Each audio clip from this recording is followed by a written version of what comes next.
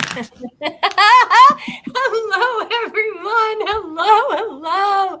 I am Kira Schaefer.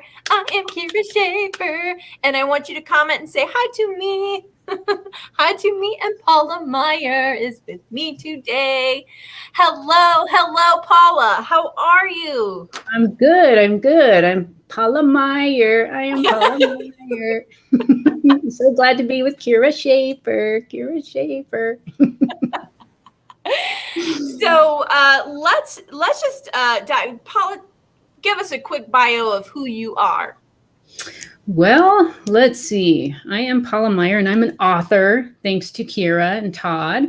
I am I'm in Aurora, Colorado right now. I just moved here from Washington State. This is originally where I was born and raised. I'm so glad to be back home with family. I am an event planner by trade, and I worked for many years for other people producing their events, and decided to do something on my own after my husband passed away. So I was 54 when Gary died. He died from throat cancer. And I really feel like my mission now is to share his story, share my story, let everybody know that we all have a voice, we all have a story to share, and that our story can help other people in many ways. So yeah, that's the quick and easy. Who is Paula? Who is Paula? Your book is coming out, being officially launched on the 13th, and I'm very, very excited for your book. I'm very excited for the content of this book and what it can mean for so many people who are struggling with grief, and those people who have also come through grief will be able to see themselves in the process that you went through, and can heal even another layer. As I read it, I was like, I've been dealing with grief since I was a little girl. I was 3 years old when my father died, and my main fallout from that was how everybody else experienced grief. And I remember I would go to the gravesite every weekend with my grandmother, and would sit by the headstone and just talk to my dad about the week. And that was kind of how I was introduced to grief. And still, after all of these years, your book, Great Loss, Greater Love, this book, I still learned quite a lot from watching you move through the process. And the structure of the book is so fascinating, and it just keeps you captivated in your whole process as you went along. So I'm just going to ask you a few questions. So the first one is, what was it that made you come to this call to actually take what you have learned on your journey and write it down and make it available for other people? What is it that called you to that? Well, I think, when Gary first died, I thought about work that maybe I could do along the lines of grief. And one of my biggest things was I didn't want to be seen or felt sorry for because I was a widow. Poor thing, she's a widow, and so I didn't want to just talk about a widow. I just, for some reason, that didn't resonate with me. But what really helped me to decide to do it was, once COVID hit and we were all in lockdown, I had been traveling because the book is all about my year of travel after Gary died and I left my job. And the month that made it a year of travel, I had been in New York City to go to a women's travel fest, and they were just starting to talk about COVID. And when I left New York, I flew home to Denver just to visit my family. I'd only planned to be there for a week or two. And then all the lockdowns started to happen. So then I wasn't able to get back to my home in Washington State. So I was in Colorado for most of the lockdown. And what I realized about a month into it was that the same thing was happening for me with the grief of all this COVID, because I had decided to start a business. I had several events planned that all got canceled or pushed out to 21, or went virtual. And I couldn't go home. I couldn't travel. And so every morning when I woke up, it was like Groundhog Day, same thing happening every single day, just like after Gary died. Every day I'd wake up, and when you first wake up, you're in that state of like, oh, ooh, I'm awake, life is good, and then all of a sudden it hits you what your reality is. So after Gary died, every morning I'd wake up and remember that he's dead, and it was just heartbreaking. It was like experiencing his death all over again, and that's what COVID was like. And I got to thinking that everybody was experiencing grief at that point in time. And I realized that the mechanics of grief are the same, regardless of what the tragedy is. Obviously, some are harder than others, but it brings about the same kind of emotions. It brings about the same kind of pain in the body. It brings about the same kind of confusion in your head. And I started remembering all the things that I did, which I write about in the book, during my year of travel to help me cope with his death. And I started applying those to what was going on with COVID. And once I made that realization, then I thought, oh, I could talk about grief. I didn't have to limit it to just being a widow. I could talk about it because, in a much broader spectrum, because I had experienced divorce before. My first marriage ended in divorce. My ex-husband actually died 2 days after Gary died, unexpectedly. When I left my job, there was grief around that. It was my choice to leave. However, anytime you leave a community that you've spent a lot of time with, there's grief in that. Mm-hmm. And there's grief in what happens after someone dies, or after a divorce, or after you leave a community, when you're grieving the loss of people that are still alive, but aren't supporting you in the way that you thought maybe they would. So there's all kinds of grief. And I just, once I realized that during the lockdown starting, I felt like, yeah, I could do this. I just felt like it was a kind of a bigger calling in a way, and not so limiting as far as, just this kind of grief. And I really think that it doesn't, like I said, the magnitude can be different, but it's also the perspective that you're in at the time the event happens. So what for someone might seem maybe not such a big deal, and why is somebody grieving so much about that? But if you put yourself in their shoes, what is their perspective at the time that it happened? It could be just as devastating as a big, huge thing. So it just really depends on, your mindset at the time that a tragedy happens, or trauma happens, or any kind of change happens. So I just felt like I could write it. And so I thought, yeah, I'll give it a try. I'd already done a few chapters in some of the collaboration books with you. And that kind of helped me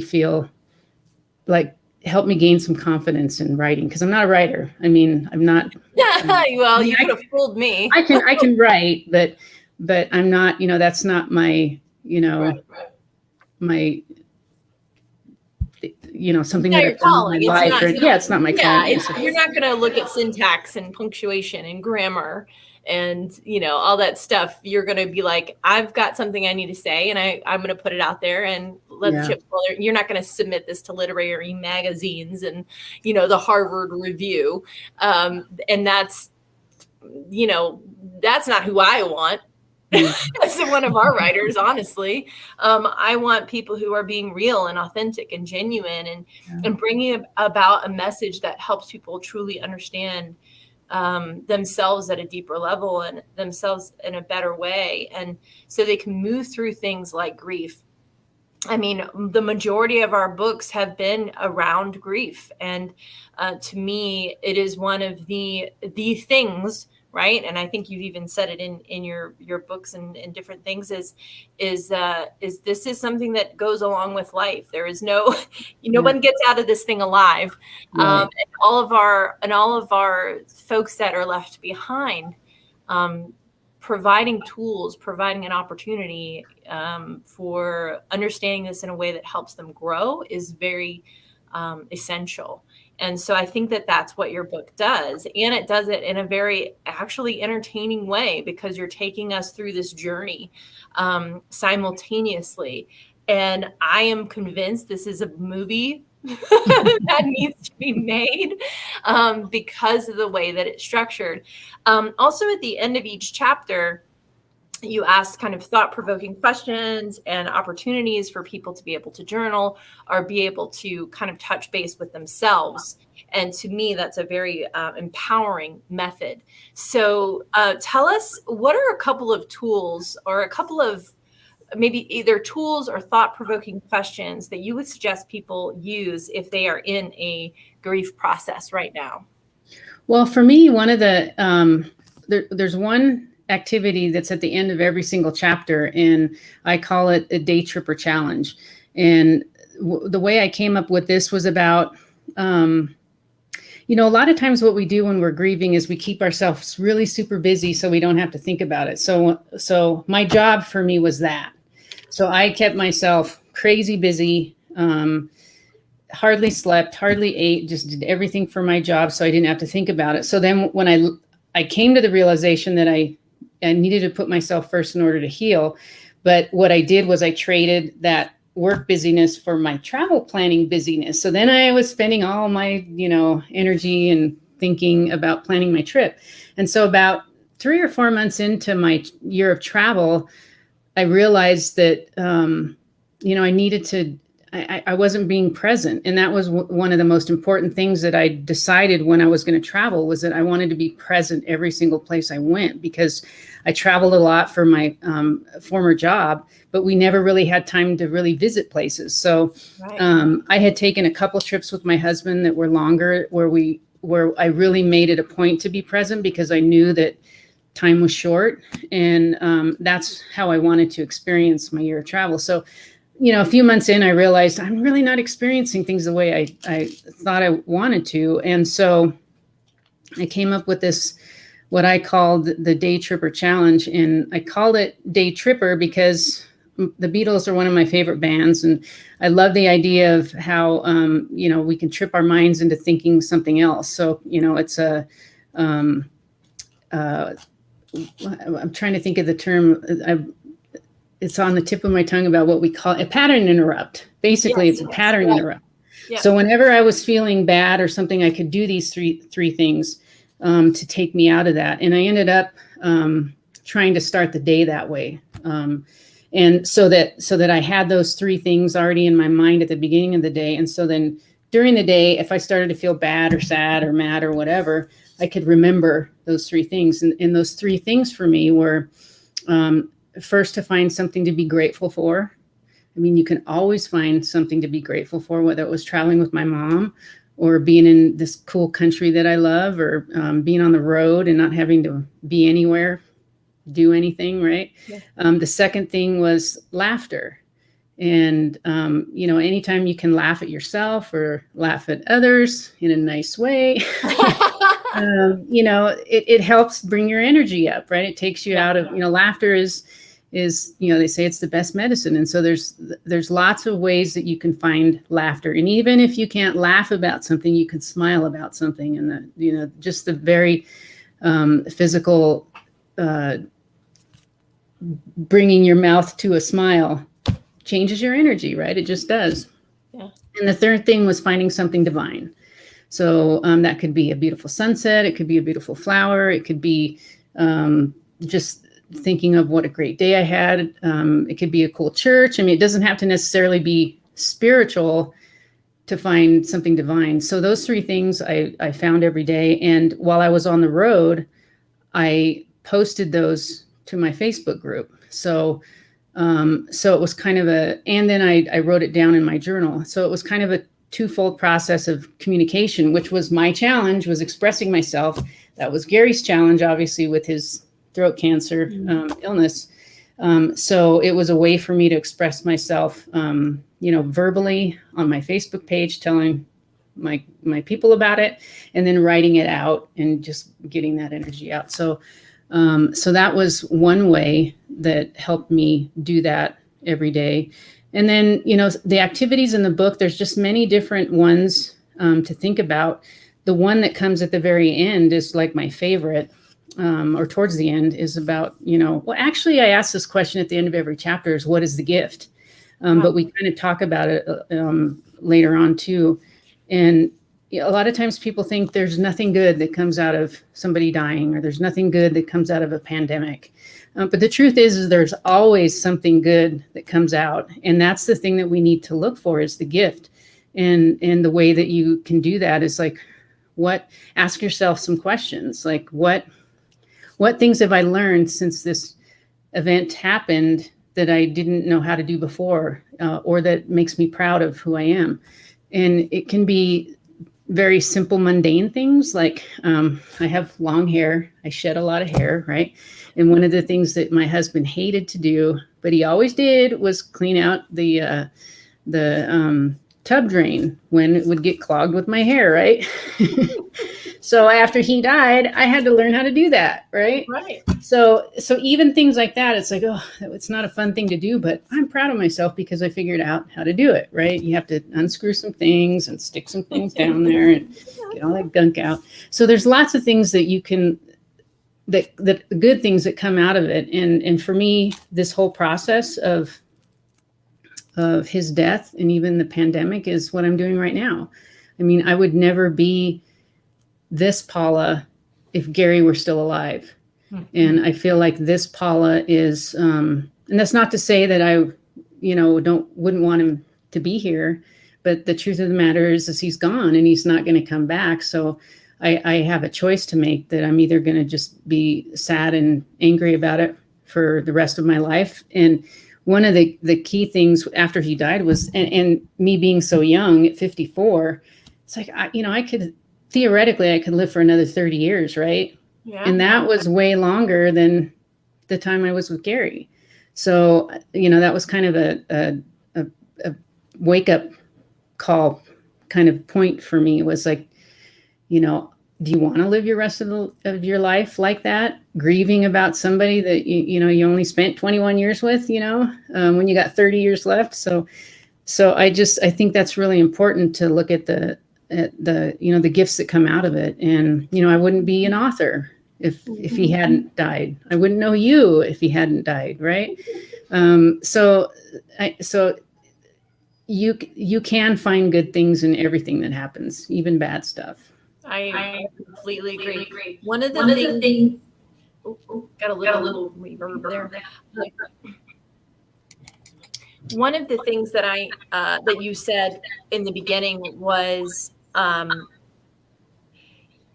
I need to know who Paula is without Gary, and I need to present myself in that way as being Paula, not Paula and Gary. And I thought that was such an interesting realization, because that is so incredibly true. I'm Kira and Todd, not just Kira. Todd's Todd and Kira, not just Todd. And so, understanding how to be who you are without that person, and it could be anyone, it could be, Kira and her grandma versus just Kira, and I think that bringing that out was such a poignant thing, because it's you're rediscovering who you are. This person has affected your life and brought you gifts and understandings and depths about who you are as a person. And then in their leaving, the grace that comes from that, of understanding your fortitude and your just deeper who you are, having been with them and what lessons you've learned with them, and then releasing them. when you look at your life now, how do you feel as Paula, not Paula and Gary? Well, I'm more confident. There's lots of things I've learned to do on my own. For example, just traveling by myself. I mean, I traveled by myself a lot for work, but that was different because I knew when I came home, he was going to be there, and he traveled with me a lot when he was able. But one of the great things about traveling, and I think why I was so drawn to it, was that I knew that in order to get to know Paula without Gary was to put myself in environments with people that don't know Paula and Gary. Yeah, right. So I would go to places, in all the countries we went to. We went on a cruise, and all of those people, I could present myself as the new Paula, and they don't have a past reminder to remind me of who I'm supposed to be being, like say my family might have, or my old friends, my Paula and Gary friends. This way I could present myself in any way I wanted to, and nobody would question it, right? They wouldn't say, "Oh, you can't do that," or "That's not you," or whatever. They don't know, and so I could present myself in the way I wanted to be seen, and finding a community. Finding a community that doesn't know that, they help me emerge as the new person. And in their not knowing that, they're supporting the new version, and it just gives you more confidence to do that. So my new version is about expressing my voice.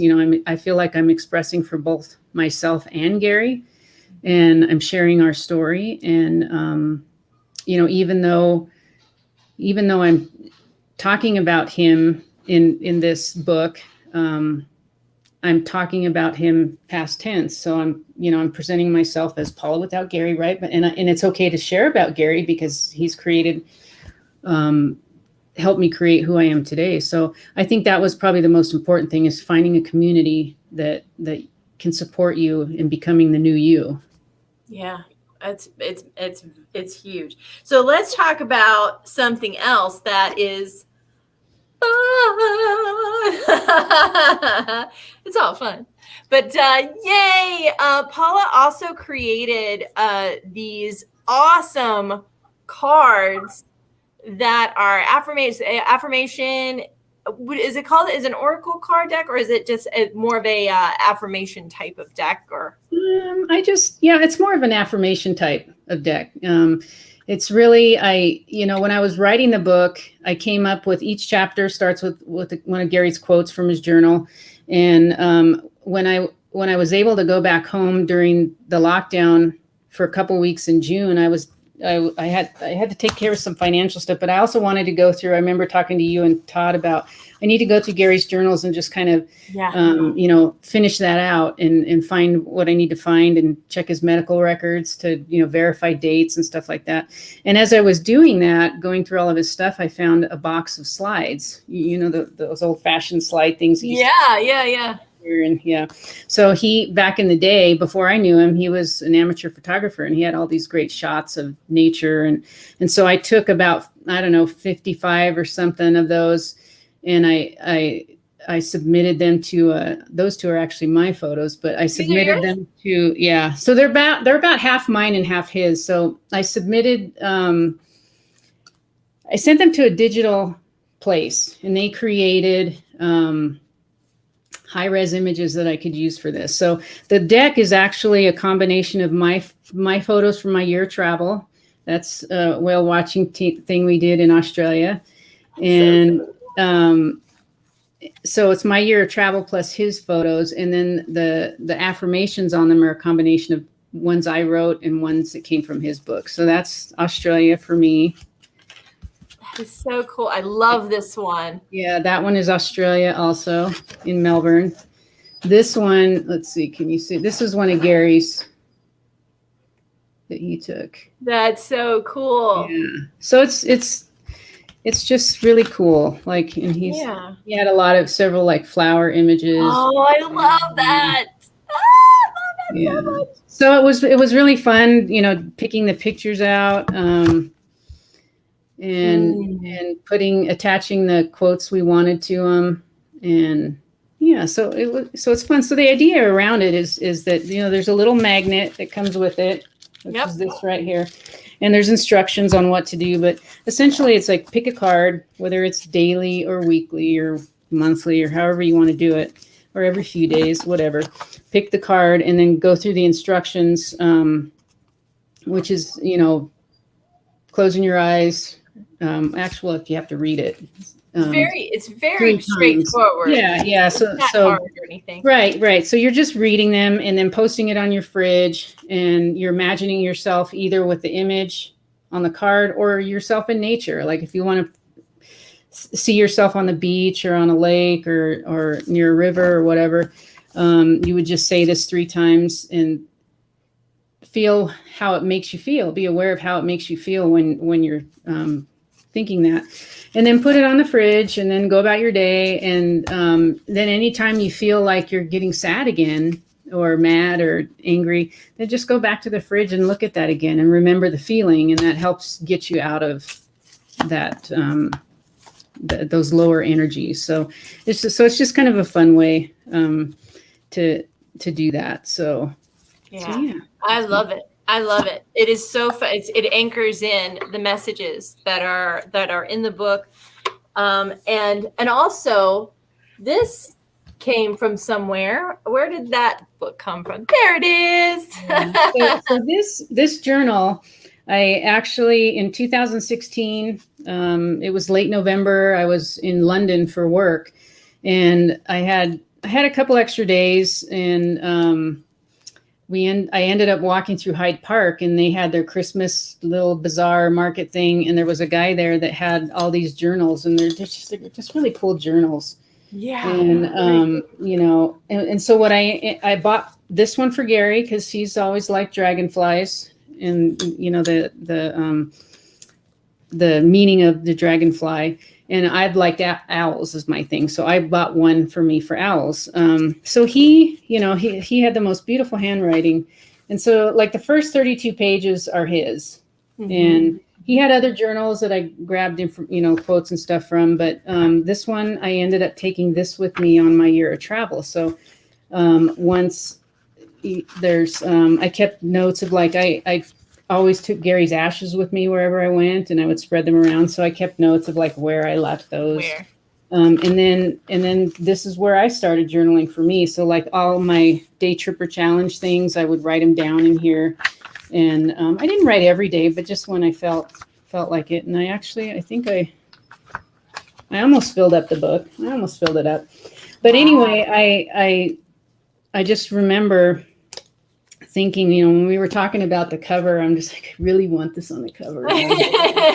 Well, you got it, girl. Please, can I have this on the cover? And I said, and it would be really cool if behind it was a world map, because it's about traveling and it's beautiful. I'm just everybody that's seen the cover, the 3 ladies that wrote the endorsements and the lady who wrote the forward were just like, oh my God, that is such a beautiful cover. Yeah, I love it too. I love it too. And I'm so happy we got to use that image. That really makes a difference. And, and it's so interesting. When you're talking about a book and you're, being interviewed for it or, just like what we're doing right now, it is so hard to express, because when you read this book, it is such a personal experience, even though you're listening to and listening in on Paula's life. It's such an interesting thing, because we don't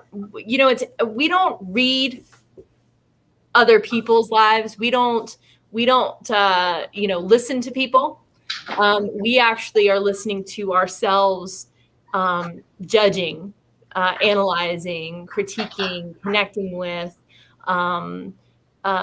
We're going through our own memory banks. We're going through our own point of experience, more so than what we're doing when we read a book.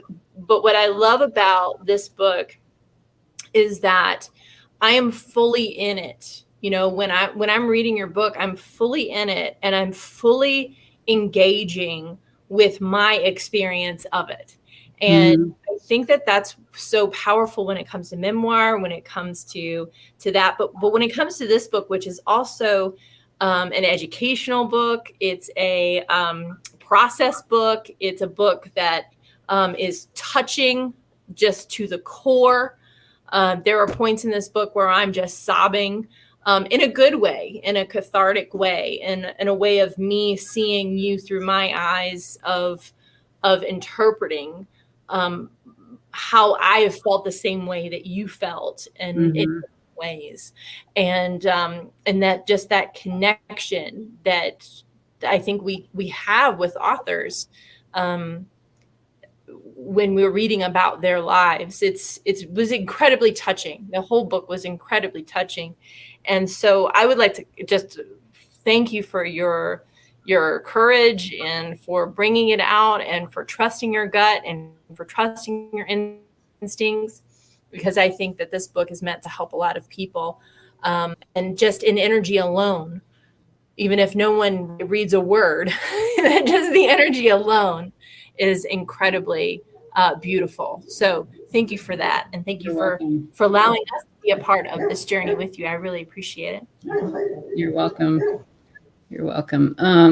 One of the interesting things about it, and I remember talking with you and Todd about it, was like, I don't know if I can tell the story. I mean, I'm not a storyteller, and I don't want it to be boring and like, oh, like, you know, because each chapter is a leg of the journey of my year of travel, and then it flashbacks to Gary, different things that were happening with him from the time I met him till the time he passed, and I didn't have, you know, even though I had this journal with me, I'm not a prolific writer, so I didn't write every day, so I didn't have any like stuff already written when I decided to write this. And when I decided to do it, I actually voice recorded the intro just on a walk. I was just really energized, and it's like the whole thing came out, and it's like, wow. And that's what I submitted to you and Todd a few days later. But the rest of this, as far as my travel, what I did was I went back to my iPhone photos, because I had taken pictures of my travels, and I sorted out, you know, I pulled March 2019, and I looked through all those pictures from the beginning, from March 1st to the end of the month. And I turned on my voice recording on my phone, and I just like narrated the pictures. What was I doing? Where were we? How did I feel? And so I did that for each month of that year. And then I, you know, emailed those to myself, and that's how I did my writing. So it wasn't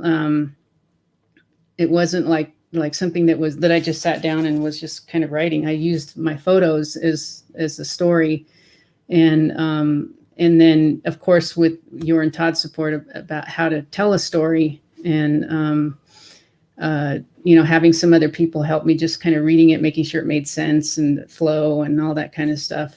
So it was a really fun process. The hardest part was where I kind of stalled was when it came time to write about the end, you know, Gary's, the last few months of his life, his death. And after that, I procrastinated a lot when it came to that. And, but when I finally sat down and wrote it, it was very healing for me. It was a really great process to go through, because, you know, one of the most important things with grief is actually feeling what you're feeling. And, you know, where am I feeling it in the body, and how is it making me think? And you know, how is it making me feel emotionally? And all those things are really important. You can't just stuff them down. And that's what I had been doing for, you know, and I still do it. You know, we, you know, grief is just, it doesn't ever go away. We learn how to navigate it better. But each time we navigate it a little bit better, it gets easier the next time. And, you know, when new things come up, I mean, I've had experiences that have come up since then that have kind of thrown me for a loop. And it's like, okay, remember what we need to do. You have tools. And, you know, that's what's really in the book is all the tools that I use when it's time to, you know, move through it. So Yeah. Yeah. Well, speaking of moving through things, you have got an entire summit that is dedicated from gloom to bloom that is coming up very soon. Yeah. Gloom to bloom soon. Yes. Tell us a little bit about that event, and then I'll also add links to the descriptions for these different things. But I definitely want to let people know about what you're doing. Yeah. So the Gloom to Bloom event is it's April 22 to 25. And it's a 4-day event, and the times are loosely, we start at 9 a.m., finish 3:34-ish every day, Pacific time. And it runs Thursday, Friday, Saturday, Sunday. And I have, besides myself and the lovely Miss Kira, there's 18 other speakers. And so it's a lot of people that are sharing their stories, sharing what they've learned. And it's broken up into 4 days because it's a garden theme. And I had a sense of how I wanted that to go based on a garden theme. So the garden theme is all about using that as a metaphor for our inner garden and how we can go from gloom to bloom, right? So we start out on day 1 and it's all about physical stuff. Not necessarily physical. It's about the grief, everybody's grief story, basically. Mm-hmm. So there's 8 or 10 speakers on the first day that are sharing their stories, how they went through it. And I do have some men speakers, even though this is a summit for women, because I felt like these men had amazing stories. They have amazing insights. They're amazing people. And, we can learn from anyone, right? It doesn't have to be just women. But so the first day we're learning about all the different types of grief and how we can support each other through it. And it's called Prepping My Soil. So we're kind of digging through things, pulling out weeds and rocks and getting ready to getting the soil ready. The second day is about our physical environment, and the garden theme is about planting my seeds. So we talk about different things that we can do to get that part of the garden ready, right? And then the third day is about education and evolution and all the kinds of things you can do to bring into your life to help your garden grow. And that's tending my garden. And that's the day that Kira is going to be speaking. And we'll talk about that in a second. And then the fourth day is about spirituality, and it's called Bloom. And it's just about now that my seeds are planted and I'm tending my garden and the sprouts are up, how do I keep it going? Because, when you think about a real garden, you got to weed it, you got to water it, you got to fertilize it and all that good stuff. And it's the same thing with us. We need to do all those things if we're going to have a good life. So, so each of the speakers, have their area of expertise that they're talking about. Not all of them are speaking every day. I have a couple speakers that are speaking every day, but mainly they're talking on the theme of the day. So for Kira, she's, I loved, the reason I asked Kira was because my writing the book helped me through my grieving process. And you don't have to write a book, but just learning about why writing is so helpful is a great way to get through the grieving process. So her topic is writing your grief to transform lives. And I just love that. So I would love, Kira, if you would just kind of share a little bit about what you're going to talk about that day. Okay. Well, this is the thing that I've noticed the most about writing our memoir or writing our grief. And just like you said, it's multifaceted, really. You're helping other people and you're helping yourself. We kind of transition from journaling, which is a great way just to help ourselves. It is one of the best ways to help ourselves transform our painful points, and it helps us get it out. And I think that that's why Facebook has been an outlet for a lot of people, because they kind of just say whatever they want to say, and the toothpaste is out of the toothpaste tube. Well, we're saying, okay, let's just back that up a little bit and let's just journal. I've definitely noticed the benefit of journaling out my feelings instead of Facebooking my feelings. Right. And so it's multifaceted, but two main things. It's good for others and it's good for yourself and your soul and processing. So we start with that journaling, and then we move into something where we're like, oh, this is actually something that would be really helpful for other people. And so we say, okay, I could structure this and make it into something that's beneficial for more than just myself. And that is kind of where we get into a place of service. And so when we're in that place of service, we're allowing ourselves to expand at a much deeper and greater level. And so my talk I'm going to talk about that pros and cons of, okay, do I even want to do this and get this out there? Why should I? Why should I not? I'm also going to talk about some fundamentals and elements of memoir style writing and how to make it the most effective.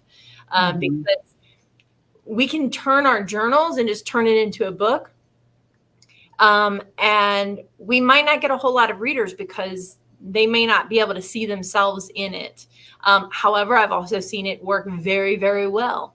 So there's lots of different ways, lots of different styles to writing your memoirs and having them received in the best way possible. Although you could just turn your journal into a book, and that would be okay too. Then I'm also going to talk about being a therapist. Do you need to be a therapist in order to write your memoir or write your book and put it out there? And the answer, I'll just go ahead and divulge the secret right now, is no. You do not need to be a therapist. You are already an expert. So those are some of the things that I'm going to go through and talk about. And it would be my intention that you get whatever it is that you need to get from that time. But primarily, you'll know at the end of it if you want to write your book around what you've experienced in the gloom to bloom session, because I think that you're going to gain a lot of tools and insights and awarenesses and all kinds of things.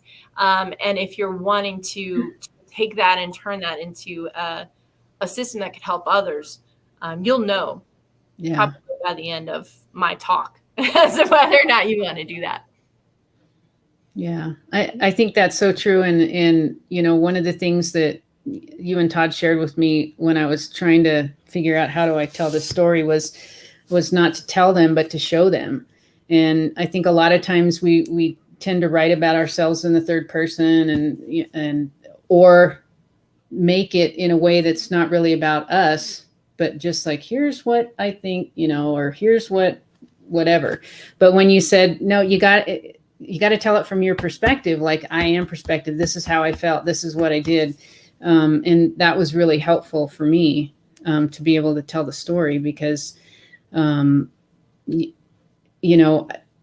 when I think about all the books that I love, that's how they're all written. When I think about like Eat, Pray, Love, I mean, she's just got you in the story, right? You feel like you're riding on the back of that motorcycle with her and the guy in Italy, when all that's happening. So I think that was such a key point for me. And the other thing that you kind of alluded to a little bit is that everybody has a story to share, and I almost felt like I had a responsibility to share it when I thought about, so what did Gary and I go through, and why did we go through this? It can't all be for naught, right? So I felt like it was my responsibility to tell the story and to help others. And everybody has a story that, even if it's similar to mine, it's different because each person is unique in the way they handle things, the way they do things, will resonate with different people. So you never know who your story is going to resonate with. And you never know where it's going to land or who it's going to help. And I think that's just also an important thing, is that we all, we're here to live and here to experience and here to help each other. And writing is a really great way to do that. Agreed. Agreed. So, like I said, I'm going to put the links in to the descriptions and that kind of thing. Please go out. Please get your ticket to Gloom to Bloom. Please get Great Loss, Greater Love by Paula Meyer. And it's going to be officially launching on the 13th. Also, you can get your awesome card deck and you can get signed copies, right? And you'll have that available on your website. Is that right? I will. Yes, I haven't ironed everything out 100%, but we're working on that right now. So, depending on,